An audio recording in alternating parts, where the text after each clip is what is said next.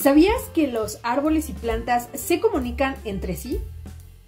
Pues resulta que la Universidad de Stanford junto con otras instituciones están haciendo estudios sobre la manera en que los árboles pueden comunicarse entre sí y es fascinante. Y bueno, esto no sería posible si no existiera una sinergia entre hongos y raíces. El mundo de los hongos es fascinante porque de hecho es considerado el ser vivo más grande en la Tierra. Y la verdad es que el tema de los hongos es bastante fascinante porque nos hemos dado cuenta en los últimos tiempos que incluso los hongos se han adaptado a diferentes situaciones, como en el caso del hongo que se está comiendo la radioactividad en Chernobyl.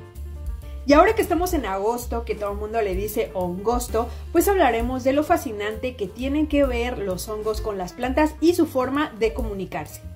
Los hongos junto con las raíces hacen una sinergia llamada micorriza, por medio de las cuales ellos pueden absorber o asimilar nutrientes que tienen en tierra.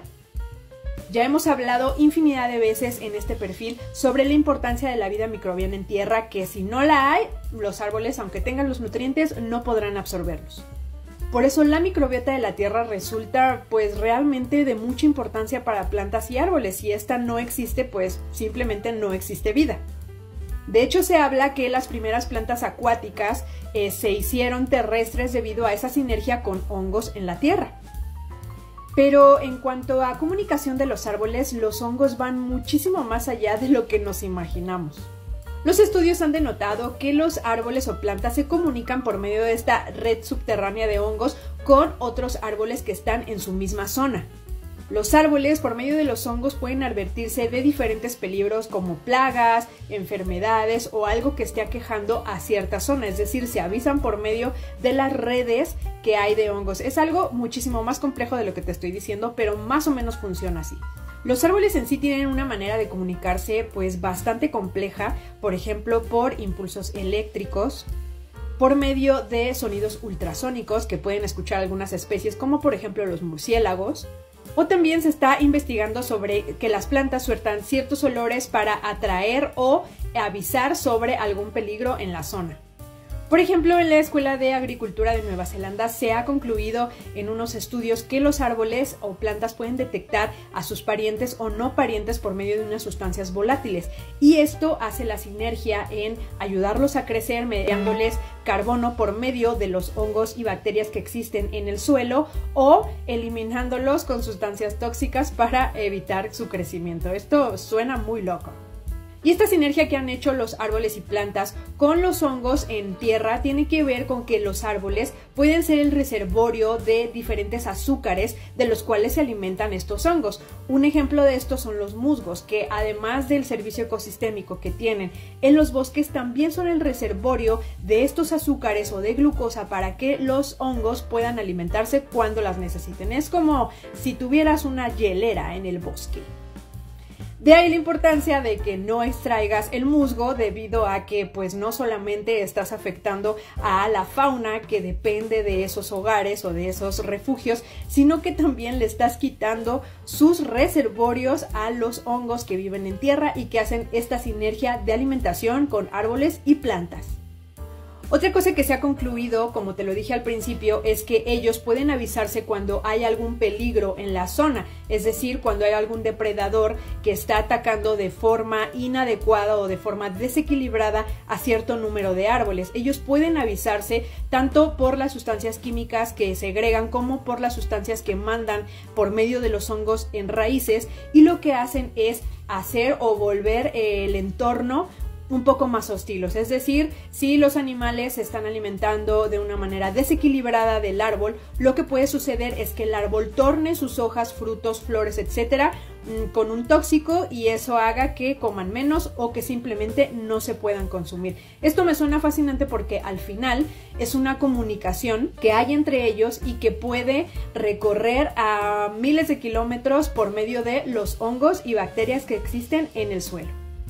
Algo muy interesante que menciona la Universidad de Purdue es que en donde el hongo se encuentra con la raíz, pues obviamente hay ciertos intercambios de información.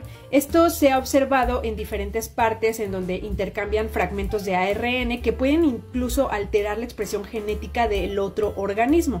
Si el hongo es aliado, pues obviamente hacen una sinergia en donde el árbol reserva azúcares para la alimentación del hongo y al revés, el hongo puede asimilar esos nutrientes para que el árbol pueda nutrirse.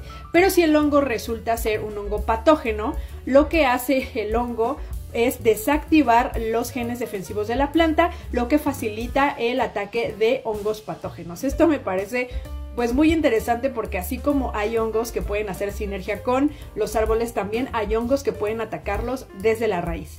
También otro dato súper interesante de esta universidad es que ellos concluyen que cuando hay varios árboles que están conectados por un mismo hongo pueden compartir recursos, es decir, pueden compartirse carbono, puede compartirse nitrógeno por medio de las raíces.